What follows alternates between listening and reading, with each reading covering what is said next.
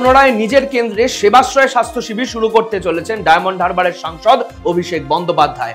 1 December থেকে 22 জানুয়ারি diamond Harbour কেন্দ্রের প্রত্যেক বিধানসভায় এক সপ্তাহ করে বসবে স্বাস্থ্য শিবির, যেখানে বিনামূল্যে তৎক্ষণাৎ ডায়াগনস্টিক টেস্ট থেকে ডাক্তার দেখানো, রেফারেল পরিষেবা থেকে বিনামূল্যে ওষুধ থেকে চশমার পরিষেবা দেওয়া হবে সাধারণ মানুষকে। গত সেবাশ্রয় ক্যাম্পে প্রায় 12 লক্ষ মানুষ উপকার পেয়েছেন, আর জানা যাচ্ছে যে এবার আরো বেশি মানুষের কাছে পৌঁছে যাবে অভিষেক বন্দ্যোপাধ্যায়ের মস্তিষ্ক প্রসূত এই স্বাস্থ্য শিবির।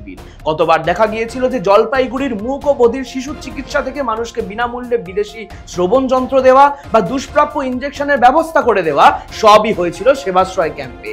সেবাশ্রয় সারা ভারতের জন্য মডেল, এবং আশা করা যায় যে অভিষেক বন্দ্যোপাধ্যায়ের এই উদ্যোগকে দেখে শিখে দলমত নির্বিশেষে সারা দেশের জনপ্রতিনিধিরা এরকম উদ্যোগ নেবেন আগামী দিনে।